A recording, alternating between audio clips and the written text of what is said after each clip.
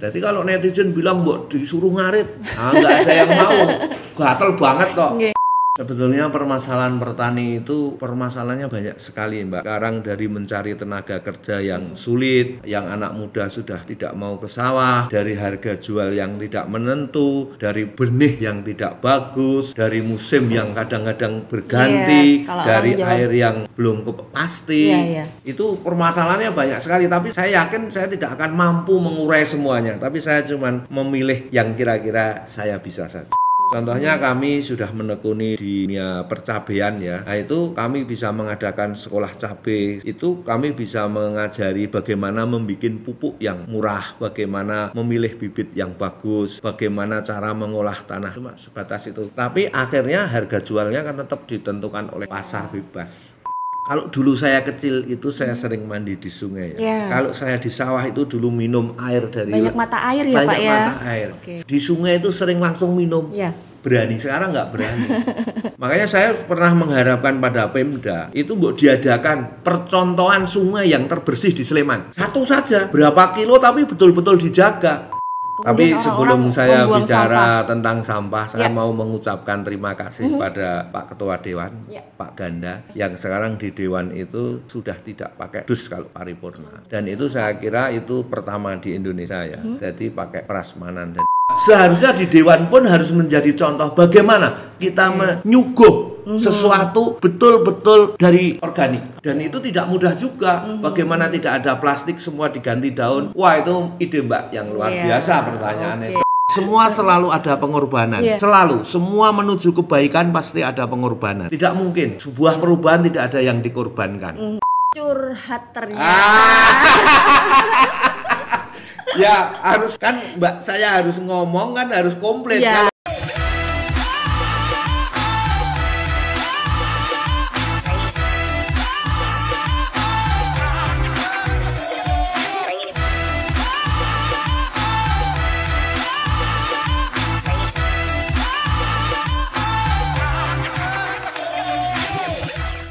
Halo, assalamualaikum warahmatullahi wabarakatuh. Salam jumpa di podcast Dialog Dewan bersama saya Titi Sekar. Seperti biasa, kita akan ada obrolan yang menarik dengan salah satu anggota DPRD dari Kabupaten Sleman. Dan kali ini bersama dengan Bapak Haji Wawan Prasetya SHMM. Halo, apa kabar Pak Wawan? Baik.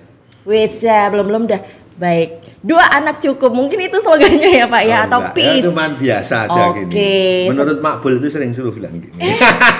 Beliau sudah menyebut Makbul. Siapakah Makbul? Kita tahan dulu my friend ya. Kita perkenalan dulu ke Pak Wawan. Nah, beliau adalah anggota Dewan dari fraksi Partai Kebangkitan Bangsa dan juga sebagai anggota Komisi C ya Pak ya. Ini membidangi mengenai perencanaan, kemudian pekerjaan umum, selanjutnya perencanaan pembangunan ekonomi dan juga lingkungan hidup. Dan juga anggota Badan Anggaran. Banggar itu pasti urusannya dengan duit ya, seperti itu. Kali ini obrolan kita akan santai karena tadi Pak Wawan sudah membahas kita santai aja deh, kita ngobrol apa aja, jangan bahas peraturan. Nah, ini berat sebenarnya ya. Karena anggota Dewan biasanya kita membahas peraturan, tapi sekarang kita tidak membahas sama sekali. Pak Wawan biasanya dipanggil Pak Dewan. Pak Dewawan. Pak Dewawan. Ada tadi yang manggil Mbah Wawan gitu loh. Karena ini kenapa gitu Pak? Karena saya waktu di pondok itu yang paling tua, terus dipanggil Mbah. Jadi sekarang panggilannya Mbah atau Pak D? Ya kalau di pondok masih dipanggil Mbah, tapi kalau di luar Pak D. Pak D, kenapa juga saya menyebut kata Pak D? Karena kalau Anda melihat dari sosial media dari Pak Wawan ini, sudah banyak sekali postingan-postingan. Saya cukup heran ya dengan Pak Wawan ini. Ini sebenarnya anggota Dewan atau bolang gitu Pak? Karena postingannya bentar-bentar ke kali, bentar-bentar bendung sungai, bentar-bentar menyiangi rumput. Apa yang dilakukan oleh Pak Wawan? Sebetulnya kan di bendung itu ada kaitannya dengan Komisi C ya. Jadi Komisi C itu membidangi salah satunya itu adalah pertanian. Nah setelah saya 11 tahun di Dewan, itu masalah yang sangat penting adalah masalah air. Biasa petani mau mengairi, airnya tidak ada. Nah, karena saya sering mendengar keluhan petani airnya tidak ada, bukan hanya dari sisi drainase ya, tapi saya turut ternyata ada di masalah bendung. Nah kebetulan bendungnya itu di rumah saya, di belakang rumah dekat, sehingga setiap selo saya sering ke situ. Pak Wawan Rumahnya di mana Pak kalau boleh tahu? Ya di Jalan Turi. Siapa tahu saya bermain gitu loh Pak. Oh, Nanti ya, main-main di bendung boleh kan ya Pak boleh. ya? Oke. Karena memang bermain di bendung itu bagi orang yang nggak punya masalah mesti seneng. Oh gitu ya. Kalau keceh sama Pak De emang enak ya Pak ya? Siapa yang nggak suka main air? Bener, anak-anak sampai orang tua tuh seneng kalau main air ya. Mungkin itu yang dilakukan oleh Pak Dewan juga ketika bermain air itu juga melepas penat gitu ya Pak. Mungkin banyak permasalahan yang harus diselesaikan di di gedung Dewan, tapi ada bendungan yang bisa melepaskan masalah. Waduh, enak banget ya. Betul, pinter kalian, Mbak. Wah, alhamdulillah tadi sudah belajar soalnya ya. Dan di Instagramnya Pak Dewan itu kalau Anda ingin pengen ngepoin itu H_Wawan_Prasetya_SE itu banyak sekali postingan mengenai sekitar sungai, kemudian erosi, kemudian ada pestisida ya Pak ya. Bahkan kemarin saya yang cukup unik Pak D itu membahas mengenai rumput liar. Ya. Kalau ditutup pakai ban, kalau ditutup pakai ini, ternyata masih ini apa motivasinya Pak? Jadi begini, di saat saya di Bendung itu menemukan banyak ide ya Mbak. Waktu saya bendung sungai dengan ban itu kan terinspirasi dari di saat saya ganti ban mobil, bengkelnya itu bercerita wah agak susah ya Mas. Ngopo? Saya guang ban angel. Ya dijual nggak laku, dibuang di tempat sampah, tukang sampah nggak mau ngambil. Ban bekas ya Pak ya? Ban bekas. Nah, terus saya bercerita tentang sungai itu dia, Mas kui tok nggo nambah neng kali iso, seperti itu awalnya. Tetapi kan kritikan dari netizen, wah itu sampah macam-macam sekali ya. Nah itu setelah lama di situ, lama-lama saya punya sawah yang saya tanami pohon pisang ya. Sekarang saya menekuni nanam pisang itu, rumputnya itu cepat sekali Mbak. Rumputnya itu dan banyak nek bosonya Jawa itu lugut. Kayak jadi sawah yang di bambu itu ya Pak ya, kayak di bambu tapi bukan seperti di bambu ya. Jadi tiap sawah itu mempunyai spesifikasi rumputnya berbeda-beda. Ada yang tumbuhnya rumputnya yang lembut, tapi ini rumputnya keras sekali itu. Jadi kalau netizen bilang mbok disuruh ngarit, nggak ada yang mau, gatel banget kok. Nah setelah itu sudah pernah saya kasih mulsa, tetap tembus. Saya kasih mulsa tetap tembus, saya kasih karpet, tapi karpet pertanian itu ya tetap tembus. Nah, ide dari ban itu kebetulan kami punya usaha bengkel. Nah, bannya itu sekarang juga jual juga sulit, ban motor aja sulit, Pak. Wah, ini saya cor aja. Saya kasih besi, saya cor. Nah, mesti rumputnya nggak bisa tumbuh. Jadi itu idenya awalnya ya. Ide awalnya. Itu mungkin juga nanti bisa disebarluaskan ke para petani ya Pak ya. Mungkin petani apa gitu yang rumputnya punya seperti itu. Bisa. Gitu ya. Karena apa? Kalau ini kan dengan ban ini menurut pengalaman saya ya. Jadi bisa digelinding gitu loh Pak. Jadi bisa dipindah-pindah. Tapi tetap berat Pak kalau ban mobil. Semennya kan enggak. Kalau berapa? Yang di sawah itu pakai ban motor. Iya, kalau yang di sungai itu pakai ban mobil. Tapi kalau yang di sawah itu pakai ban motor kuat kok. Ringan enggak ada 20 kilo. Bermain di sungai tentu akan menemukan banyak harta karun. Kemarin salah satu yang ditemukan adalah kacamata yang sudah patah ya, Pak D. Kemudian apa aja sih yang ditemukan permasalahan di sawah selain tadi bendungan, kemudian alirannya, sampah-sampahnya bagaimana? Sebetulnya permasalahan petani itu permasalahannya banyak sekali Mbak. Sekarang dari mencari tenaga kerja yang sulit, yang anak muda sudah tidak mau ke sawah, dari harga jual yang tidak menentu, dari benih yang tidak bagus, dari musim yang kadang-kadang berganti, dari air yang belum pasti. Itu permasalahannya banyak sekali, tapi saya yakin saya tidak akan mampu mengurai semuanya, tapi saya cuma memilih yang kira-kira saya bisa saja. Contohnya kami sudah menekuni di dunia percabean ya. Nah itu kami bisa mengadakan sekolah cabai. Itu kami bisa mengajari bagaimana membuat pupuk yang murah, bagaimana memilih bibit yang bagus, bagaimana cara mengolah tanah. Cuma sebatas itu. Tapi akhirnya harga jualnya kan tetap ditentukan oleh pasar bebas. Kemudian ini berhubungan dengan banyak hal, aliran sungai itu, kemudian pertanian, kebersihan lingkungan juga seperti itu. Kalau kita melihat aliran-aliran sungai yang ada di Sleman, Pak D, apa kabarnya? Wah, itu saya tidak berani mengatakan Ya Mbaknya tahu sendiri bagaimana keadaan sungai itu kan banyak masih. Kalau dulu saya kecil itu saya sering mandi di sungai ya. Kalau saya di sawah itu dulu minum air dari banyak mata air ya Pak ya. Banyak mata air. Di sungai itu sering langsung minum. Berani, sekarang nggak berani. Nah itu. Makanya saya pernah mengharapkan pada Pemda itu mbok diadakan percontohan sungai yang terbersih di Sleman. Satu saja, berapa kilo tapi betul-betul dijaga. Tapi kan tidak mudah hal seperti itu. Apalagi juga ada permasalahan sampah yang ada di Sleman juga, ini menjadikan satu alternatif bagi masyarakat bahwa sungai itu bisa jadi tempat untuk membuang sampah, Pak D. Komennya Pak D, banyak loh sungai-sungai yang sebenarnya awalnya sudah bersih nih, kemudian ada krisis sampah.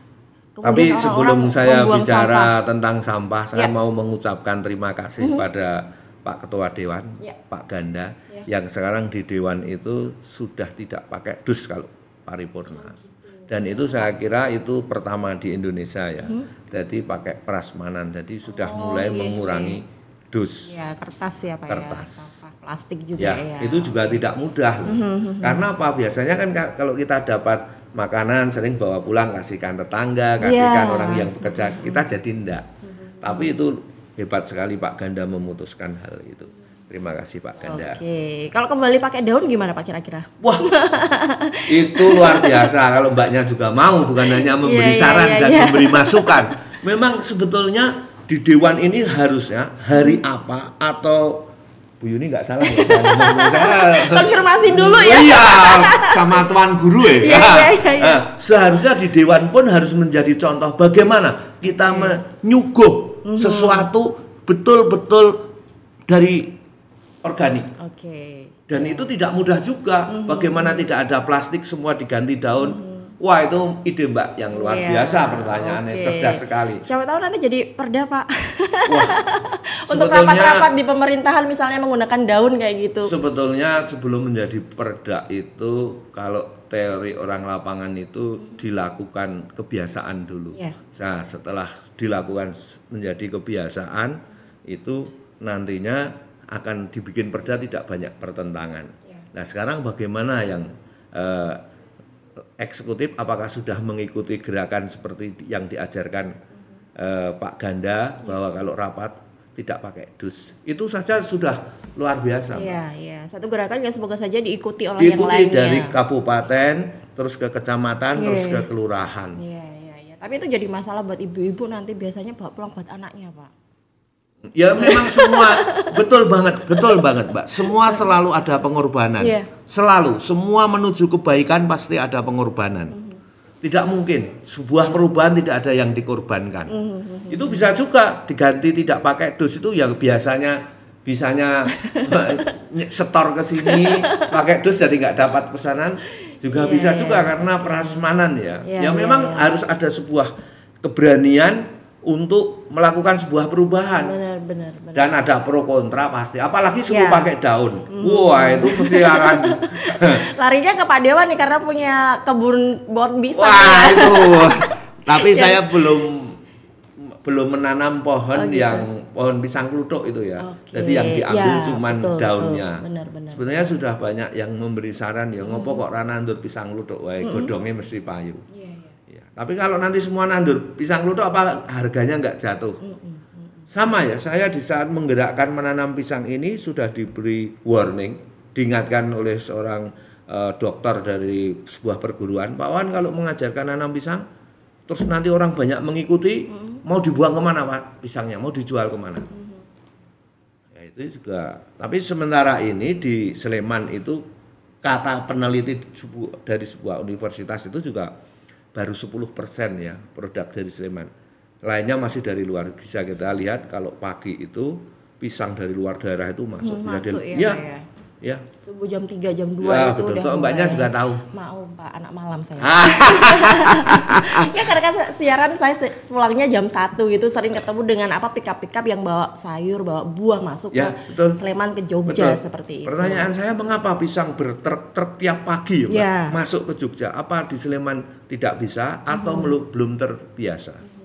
Padahal kalau mau memanfaatkan pohon pisang itu dari bawah ya Pak ya, dari akar, dari bonggolnya sampai ujung itu semuanya ada gunanya ya Pak ya. Betul banget, betul. Tapi mudah-mudahan dengan adanya pelatihan ini nanti ya sekitar 9 bulan di daerah sekitar tempat kami itu akan terjadi panen pisang yang cukup banyak karena adanya pembagian benih pisang ya. Iya. Pak De, saya ingin bertanya mengenai efektivitas nih. Pak De kan cukup rajin untuk mengunggah konten-konten di sosial media, baik itu di TikTok kemudian di Instagram. Ini respon dari masyarakat terhadap gerakan yang dilakukan Pak De ini seperti apa? Oh bagus Mbak, bagus. Tapi memang biaya bikin seperti itu kan tidak murah ya. Curhat ternyata. Ya harus kan Mbak, saya harus ngomong kan harus komplit. Ya, kalau nggak komplit iya, datanya kan loh, siapa tahu dari podcast hari ini ya Pak ya. Oh Pak De ini butuh sponsor, saya mau sponsori Pak De kan kita nggak tahu juga Pak. Kalau sponsor itu terus diatur. Padahal seorang membuat konten itu betul-betul perasaannya senang, terus betul-betul fresh sehingga idenya bisa keluar. Pure dari kita pure ya dari Pak kita, ya. tidak ada tekanan dan kita bisa menyuarakan yang terbaik. Terus saya cuma bicara bahwa bikin konten itu biayanya banyak. Yang sering itu makbul, Pak De habis berapa puluh juta loh ini. Kita belum menghasilkan. Kita dari tadi nyebut makbul, balbul gitu siapa sih? Makbul itu salah satu konten kreator kami Mbak. Jadi mereka yang bikin ngarahkan, yang punya ide, yang bikin layout atau yang bikin mempersiapkan edit sampai posting ya Pak De. Ya sampai pokoknya semuanya ngerti saya kalau jelek atau yang nonton dikit piye bola. Sepertinya ini penghematan anggaran juga nih ya Pak De ya. Jadi memang kalau ada penasaran nih ya Pak De ini di setiap postingannya itu selalu bul gitu kan. Saya juga kemarin sempat nanya bul ini apa, burung bulbul atau apa gitu. Ternyata ini adalah partnernya dalam bikin konten. Namanya gitu kan ya. Makbul siapa bul jenenge? Makbul Yaman kan manggilnya penak banget atau bul. Betul, kan ada nama yang dipanggil sulit kata hurufnya itu kan enak dan dia saya kemarin berpikir Pak De, mungkin ini adalah sebutan sayang Pak De untuk konten kreatornya, pembuat konten kreatornya. Ternyata memang nama aslinya adalah memang Makbul gitu ya, Bul gitu ya. Oke. Harus ada interaksi dengan Makbul Pak? Ya itu orangnya ada di sini. Tadi sudah saya beritahu Bul.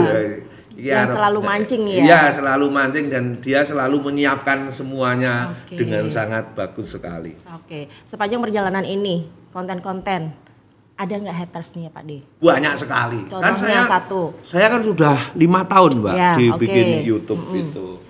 Contohnya satu, nggak sukanya kenapa? Ngapa cuma di sungai kok tidak di jalan? Mbok nutupi jalan sing rusak. Pak De ora digawean mau ning kali.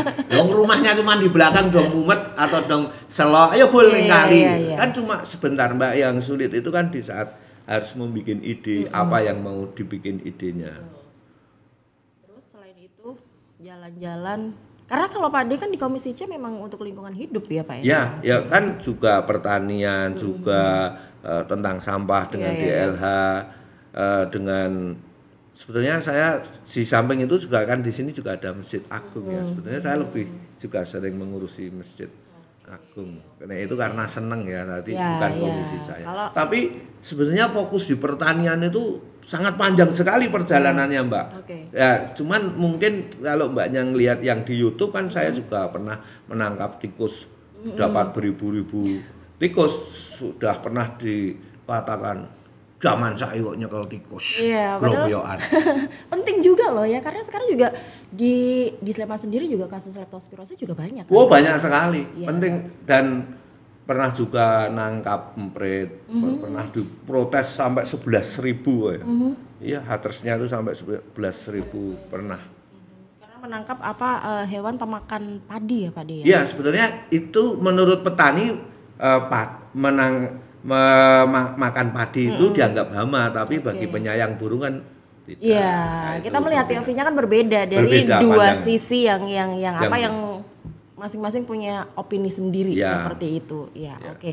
Kalau kita melihat nih dari Itu saya tetap akan mengupas tentang Pak D dari sosial medianya. Ini antara beliau ini adalah konten kreator atau anggota dewan sih? Karena anggota dewannya nggak kelihatan Pak D kalau dilihat dari ini. Karena kalau kita menunjukkan anggota dewannya itu nggak ada yang nonton nih. Oh gitu. Kenapa bisa gitu? Kan biasanya, oh ini dewan nih, dapil saya nih, kalau curhat ke Pak D nih gitu. Saya pernah disarankan tentang kegiatan di kantor. Oke. Yang nonton sedikit sekali. Oh gitu boleh ya. dicek kontennya yang di dewan itu yang nonton mesti sedikit. Kenapa Pak D? Karena banyak aturan, kita nggak boleh ngomong bebas iya. Maaf loh, ini ngomong kewanane kok seneni. Coba dicek. Konten yang menunjukkan anggota dewan itu biasanya penontonnya sedikit. Iya, baik. Ini banyak sekali konten-konten mengenai kuatnya arus air, mengingat Tuhan. Oh, ini mengingat Tuhan juga Pak D. Iya. Ini masalah religi juga masuk di sini Pak D. Oh iya. Kenapa semuanya dicampurkan jadi satu? Ya memang itu ya.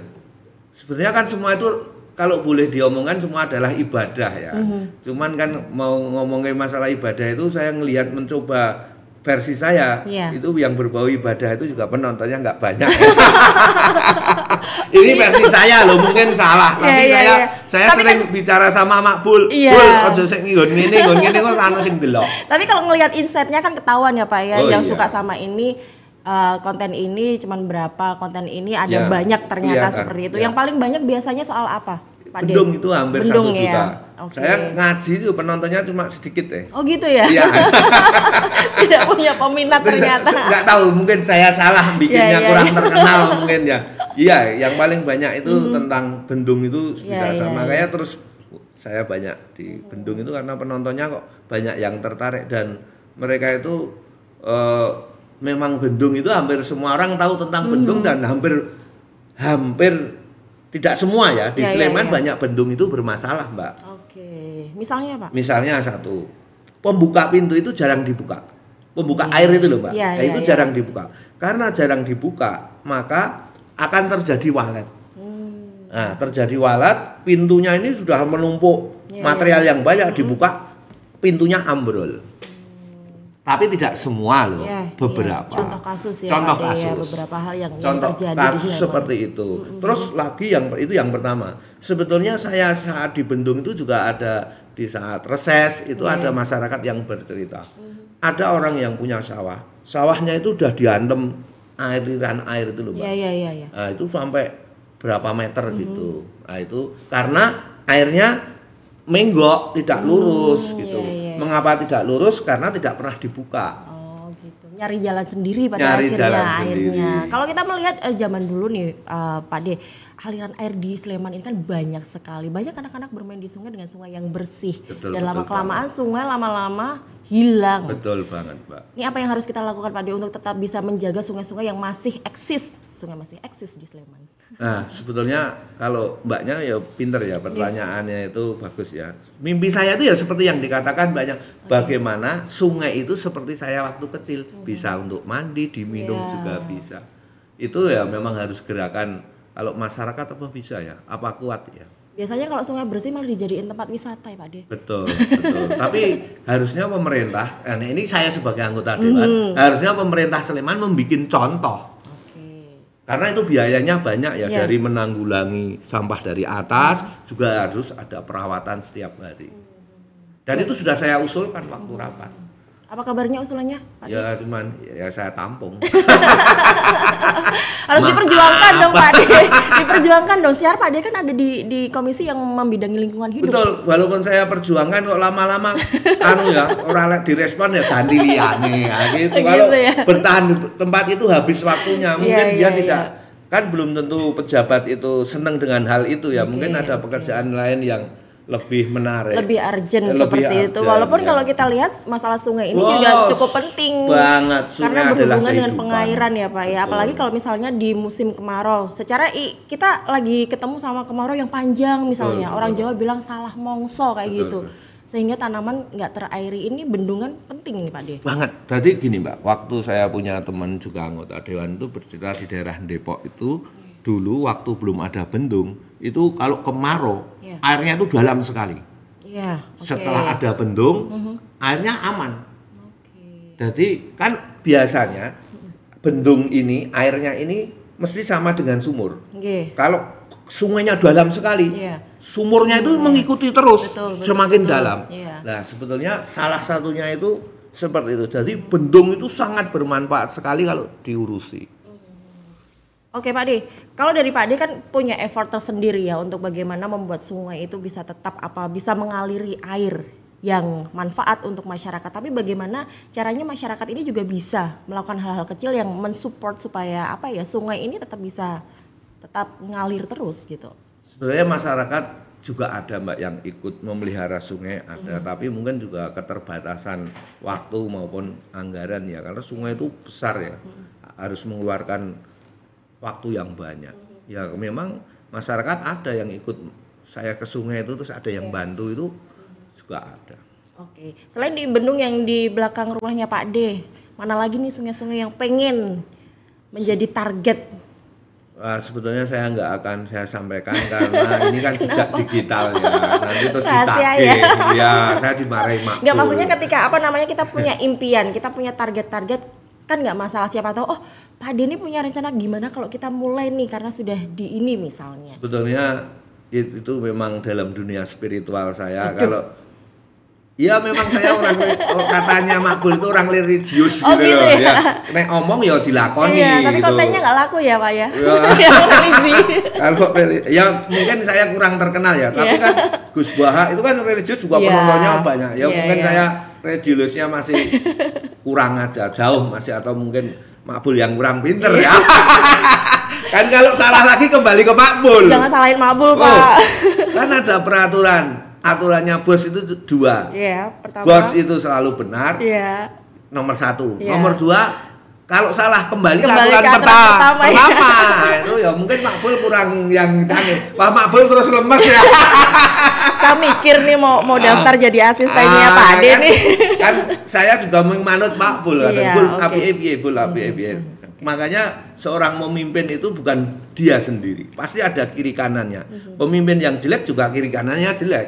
Pemimpin yang baik juga karena kiri kanannya baik, ada yang mengingatkan. Kita nggak bisa sendiri ya. Pertanyaannya Mbaknya tadi, saya memang saya jarang sekali berjanji ya.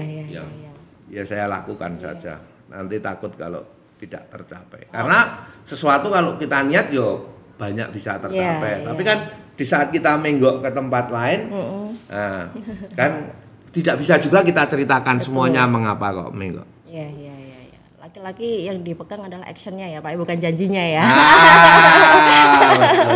Oke. Bukan janjinya, Pak De. Dompetnya. Curhat lagi ternyata, ini adalah curhatan kedua Pak De ya. Karena sampean pancing ya, sebetulnya aku nggak mau. Ternyata kail saya ini manjur buat Pak De ya. Pak De, tadi kan sempat disampaikan ya di konten ini banyak juga hatersnya nih. Pernah sakit hati nggak sih sama komenan dari masyarakat yang mengkritisi Pak De? Oh enggak, karena saya udah diajari sama Makbul. Makbul lagi ini ya. Ya memang dia ahli gue. Baiklah. Kata Makbul, terus kita jadikan ide. Oke. Yang terbaru itu kan saya melepaskan ayam di sungai karena waktu saya kecil itu di dekat rumah saya ya sekitar 1 kilo itu ada kampung Mbak. Kampung itu banyak ayam malas. Kan seneng banget kalau pulang sekolah cari ayam malas walaupun nggak pernah dapat. Nah itu terus saya mencoba, ada sungai yang besar sekali, saya lepas ayam. Itu ya idenya Mak. Fungsinya sebagai apa Pak De? Ya saya menginginkan kembali seperti alam yang dulu. Jadi di sungai itu ada macam-macam, ada ikan, ada ayam, ada tumbuh-tumbuhan yang kalau orang kampung itu sering ke sungai dapat sesuatu yang bisa dimasak. Terus sebagai masyarakat Sleman saya bisa bilang dong ya tempat Pak De doang yang kayak gitu, tempat saya juga pengen dong Pak De dibikinin seperti itu. Wah, kemampuannya terbatas. Mungkin menggandeng yang lainnya Pak De, stakeholder. Menurut pengalaman saya itu Mbak, kalau tempat ini betul-betul bagus akan dicontoh dengan sendirinya di tempat lain. Seperti Jumat Berkah itu. Saya tahu betul pertama kali itu di daerah Melati, itu sudah 10 tahun yang lalu. Saya diberitahu Jumatan itu ada makanan loh. Saya datang dari Pakem sana sampai Melati. Tenan nih. Ternyata sekarang hampir semua masjid ada Jumat Berkah. Saya yakin kalau sungai ini sudah bagus, nanti akan menginspirasi di tempat yang lain. Oke. Kalau permasalahan bendung sungai nih Pak Deh, apa namanya, kita nggak bisa cuma memikirkan bendungnya aja nih, tapi bagaimana dengan pinggiran-pinggiran sungai, kemudian hilir sungai yang itu bisa juga menjadi manfaat untuk banyak orang. Oh betul, setelah bendung ini selesai kan mesti akan mengikuti irigasinya Mbak. Yeah. Nah setelah itu akan di bawah bendung ini bagaimana biar bendungnya awet. Iya itu pasti, cuman masalah bendung aja tidak mudah selesai. Kalau sudah selesai pasti sampai ke irigasi bagaimana ini akan bermanfaat. Bagaimana bisa ada ban bisa untuk anak kecil mandi. Seperti itu kalau sudah bersih. Jadi sebenarnya ini adalah satu hal yang berkesinambungan ya Pak Deh. Banyak hal yang bisa didapat dari semuanya ini. Betul, cuman kan sudah ada netizen yang bilang bendung terus jelek. Oh gitu. Jadi ada yang nonton bendung jelek. Ya ada. Terus apa yang harus dilakukan Pak Deh? Ya terus saya ganti itu di sawah itu. Oke. Ada yang komen, tapi komen itu bagi saya adalah sebagai ide ya. Terus saya ganti yang mungkin nanti tentang pisang atau apa. Mungkin kan juga bisa mereka bosan melihat terus bendung. Rencana ke depan ada hal-hal apa yang menjadi ide-ide nih Pak Deh? Ide itu banyak Mbak, cuman Makbul yang menentukan ya? Makbul yang menentukan. Kembali lagi ke Makbul. Karena Makbul memang pintar ya, dia fokus seperti itu, jadi dia yang mengarahkan begitu. Oke, Pak Deh, selama melakukan hal ini tentang bendung ini, ada hal yang mungkin belum belum terrealisasikan atau mungkin ada kekecewaan yang karena ada hal yang belum bisa dituju di bendung ini, masalah bendung ini Pak Deh. Saya kalau bilang kecewa nanti mengarani curhat. Enggak Pak Deh, saya dengerin, saya enggak mau curhat kali ini Pak Deh. Banyak ya, saya kan sudah, karena ini dialog dewan ya, sudah 11 tahun ya. Jadi anggota dewan itu, saya kecewanya itu mengapa petani kok tidak dapat gaji dari Pemda. Jadi mereka yang tidak setuju karena mereka bukan petani. Kalau dia petani pasti dia setuju. Kenapa harus dapat gaji Pak Deh? Loh, karena kan tidak ada kepastian. Kalau dia walaupun tercatat dapat gaji walaupun 50.000, mereka yang mau ke sawah, mereka ada suatu harapan, ada sebuah penghormatan bagi mereka. Saya pernah pada suatu hari mengumpulkan 200 pemuda, dia bilang dengan keras sekali, wah saya nggak mau jadi petani, dipandang sebelah mata. Acara yang harusnya panjang, saya langsung berhenti. Karena ya itu realistis Mbak. Karena apa? Di dalam konten saya pernah saya ngajak, wah saya merinding nih ngomong seperti itu ya. Saya pernah bikin konten dengan pegawai-pegawai saya, ya lumayan cantik ya. Mereka tak ajak tandur, paginya nggak berangkat ke kantor. Kenapa? Ngilangi ini loh, lemah di kuku itu loh. Lah Pak Deh, mereka habis nail art diajakin kan maunya anak muda tak ajak ke sawah. Ternyata setelah itu Pak, besok lagi nggak usah diajak ke sawah ya. Coba lihat anak-anak muda apa yang cantik-cantik, apa dia mau diajak ke sawah. Kita tidak usah berbohong, kita tidak bisa menutup mata, apalagi di Sleman. Nah itu loh, itu karena Pemda kurang perhatian terhadap. Tapi kan zaman sekarang banyak Pak Deh metode pertanian yang mungkin bisa mengikuti eranya Gen Z gitu loh. Alah itu teori. Teori ya, kenapa Pak Deh? Kenapa Pak Deh? Karena biayanya banyak. Saya kan petani. Baik. Yang bisa pakai Gen Z itu kan cuman omong tok, mana faktanya? Berapa orang yang bisa terserap tenaganya? Iya. Kan biayanya besar sekali, harus pakai rumah ini loh, tahu tak Mbak? Itu semua harus, alatnya aja berapa puluh juta, terus hasilnya berapa? Itu wacana. Maaf, ini rodok kasar. Nah, Mbaknya mancing-mancing. Nah, saya di sini suruh mancing Pak. Iya. Coba dilihat datanya. Gen Z benar, saya sudah bikin Gen Z apa mau kemarin aja di sekolahan pertanian mengapa anak muda nggak mau ke sawah. Lu sekarang hasilnya berapa anak muda suruh ke sawah? Ya mbak cari pekerjaan lain masih banyak. Ini kalau bicara fakta, tapi kalau saya bicara apa adanya apa nggak dimarahi. Iya, Pak Deh, tadi kembali masalah petani yang diberikan gaji. Nah, mungkin kan ada wacana juga nanti bahwa ada opini mungkin ya. Loh kan mereka mengerjakan sawahnya sendiri, masa sih harus dibayar oleh pemerintah gitu? Karena pasarnya itu sangat bebas sekali Mbak. Loh, mereka mengapa harus digaji? Ini adalah bentuk subsidi. Loh, sekarang kan petani juga dapat subsidi, anak sekolah juga dapat. Petani dapat subsidi alat ya, alat-alat traktor, kultivator, alat-alat berat mereka dapat subsidi ya. Tapi untuk hariannya kan nggak ada. Saya punya kebun pisang, ada yang mengerjakan, ini kan saya gaji. Mereka kan tenang. Iya. Karena dapat gaji. Harapan saya itu seperti itu, walaupun tidak sama. Walaupun tidak sama, yang penting dicatat bahwa mereka sebagai petani dan mereka dapat gaji. Walaupun 1 bulan 50.000 nggak apa-apa. Mereka merasa ada penghormatan. Karena petani ini betul-betul orang yang bekerja di paling bawah. Dan kalau tidak ada regenerasi, tidak ada yang bisa melanjutkan pertanian konvensional ini ya, Pak De ya? Ya enggak, jangan takut, pasti ada. Ya siapa tahu nanti nanam padinya jadinya maju nggak mundur gitu kan? Ya enggak, itu kan cuma ketakutan bahwa nanti tidak ada, tetap ada. Makanya ini kan kita dorong bagaimana Pemda mau menggaji para petani. Loh sekarang di Sleman ada bus gratis. Ya ke sekolah gratis ada dari di sub itu ada. Iya, rutenya godean ya Pak ya. Ada bantuan-bantuan kan juga banyak. Tapi bantuan khusus untuk petani mereka yang mau mencangkul harus diberi. Nah biasanya kan kalau petani-petani yang mau mencangkul itu mereka kan buruh Pak. Buruh yang gaji adalah orang yang punya sawah. Kadang ada juga orang-orang seperti itu. Nah, mereka kan udah digaji tuh sama orang yang punya sawah. Masa harus digaji lagi dari pemerintah gitu? Nah kan tidak setiap hari ada. Iya. Nah, nggak apa-apa. Mereka juga punya motor, nyatanya juga difasilitasi kok. Ini harus kita kupas di episode kedua. Tapi apakah ada anggarannya? Kode sekali nih ada episode 2 karena sebenarnya juga banyak anggota dewan yang juga belum curhat di podcast Dialog Dewan Pak De.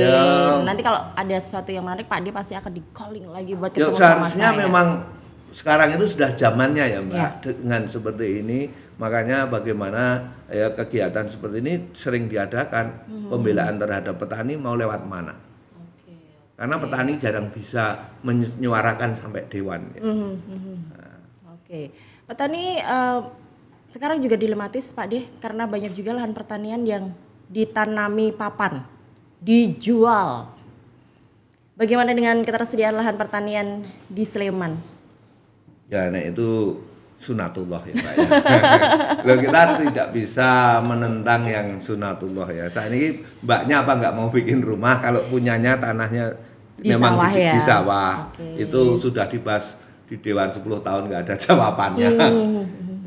Saya minta podcastnya yang bagaimana agak sedikit fokus bagaimana memperjuangkan petani sehingga mereka mau ke sawah dan mereka bagaimana yang punya sawah ini bisa menghasilkan Pak. Kalau kita rodo ombo nanti nggak selesai karena kan saya belum tahu kapan akan diwawancarai lagi. Iya, tapi soal pertanian kan juga banyak juga concern yang diarahkan ke situ Pak De, karena kemarin juga saya sempat dengan membahas mengenai kelompok tani KWT, kelompok wanita tani juga. Nah, itu kan juga sudah banyak juga di Sleman gitu. Ya itu kan gimana ya, saya nanti takut salahnya. Kan saya tidak bisa sebebas ngomong apa adanya. Oke, kalau gitu kita balik lagi deh ke postingannya Pak De. Ini kira-kira ke depan apa yang pengen dilakukan Pak De, hal besar selain bendung ini? Kalau tadi sudah disampaikan kalau bendung-bendung terus udah ada yang mulai bosen gitu. Ya, tapi kan penonton saya sudah ada yang hampir 1 juta itu kan yang bosen baru 1. Oh gitu, baru 1 ya? Ya itu katanya Pak Bul loh. Pak di bendung lagi ya gitu. Kan waktu Pak De ini wis nang bendung pengen akeh gitu toh. Yo piye Bul ya? Saya bilang itu. Ya enggak apa-apa. Ternyata yang nonton masih 400.000. Masih banyak kan yang bosan 1. Iya. Yang lainnya belum. Ya. Masih banyak. Satu aja cuma itu aja ya Pak De. Ya. Tapi bagaimanapun mereka adalah yang sering melihat. Ya enggak apa-apa. Mereka memberi ide enggak apa-apa. Tapi bendung itu luar biasa, Mbak. Sebuah aset yang setelah saya dalam itu tidak ada habisnya. Tidak ada habisnya. Belum sampai pada ikan loh. Bendung, kesenangan apa yang didapat Pak De? Bendung itu banyak menginspirasi tentang kehidupan, Pak. Seperti kalau kita mengalirkan air itu ya. Itu sering air itu tidak mau mengalir karena ada batu kecil. Setelah batu kecil ini kita ambil, air ini akan mengalir lagi. Dan petani itu seperti itu. Setelah mereka dibantu, mereka akan jalan lagi. Mereka akan nabrak batu lagi, diambil lagi. Petani juga begitu, dibantu. Terus dia akan sukses. Jadi ada sisi filosofisnya ya Pak De? Di sungai ternyata kata orang dulu sungai adalah kehidupan, itu saya baru merasakan. Setelah berapa lama merasakan bahwa sungai itu adalah kehidupan? Ya setelah ada makbul. Makbul lagi. Berarti besok sepertinya podcast ke depan harus bawa makbul nih Pak untuk bisa ikutan on screen di sini ya. Karena saya kan pernah bikin YouTube berhenti ya Mbak. Nah ternyata saya diberitahu oleh temannya Makbul, ada lagi namanya Uus itu yang ternyata Uus itu ngajak Makbul itu gitu. Terus bangkit lagi, diberi mimpi oleh Makbul itu saya. Nah itu diberi mimpi sama Makbul saja bisa terwujud. Bagaimana dengan tadi mimpi bendungan-bendungan mana lagi yang kira-kira pengen saya wujudkan gitu? Clue aja sih Pak D, saya pengennya daerah ini. Pesannya Makbul, Pak D harus mengelola 4 bendungan. 4 bendungan ya. 4 saja cukup Pak D? Ya nanti saya tanya Makbul lagi. Baiklah. Selanjutnya mungkin saya akan podcast aja sama Makbul nanti di channel YouTube-nya Pak D ya. Ya tapi Makbul belum tentu mau. Belum tentu mau ya? Katanya Makbul kalau Pak D besar saya ikut besar. Gitu. Saya di belakangnya Pak D. Kalau Pak D kecil saya besar sendirian gitu ya Pak D ya. Kalau Makbul kecil saya besar sendiri. Semoga itu tidak terjadi walaupun kata Makbul lagi itu dalam kehidupan sulit. Karena pengusaha selalu banyak tidak bisa membesarkan karyawan. Oke. Baik Pak D, last but not least apa sih yang menjadi harapan besar Pak D untuk masyarakat Sleman sebagai anggota dewan juga sebagai personal? Saya menginginkan anggaran untuk petani itu ditambah. Nah itu aja tidak mudah. Itu saja Pak D. Masalah bendungan tidak ingin disampaikan? Nanti kan kalau itu sudah anggaran petani itu kan masuknya di bendung juga. Oke, berarti akan menjadi satu kesinambungan. Betul, seperti Mbak. itu ya. Baik, Pak D terima kasih untuk podcast Dialog Dewan kali ini. Semoga sukses dengan konten-kontennya dan sukses dengan gebrakannya. Semoga diikuti oleh yang lainnya. Saya gitu tunggu ya. panggilannya lagi. Oke, baik. Saya ditagih nih sama Pak D ya. Dan demikian podcast Dialog Dewan kali ini, seru sekali ngobrol dengan Pak D. Semoga nanti juga ada obrolan lain yang lebih menarik lagi my friend di podcast Dialog Dewan. Titi pamit. Assalamualaikum warahmatullahi wabarakatuh. Waalaikumsalam.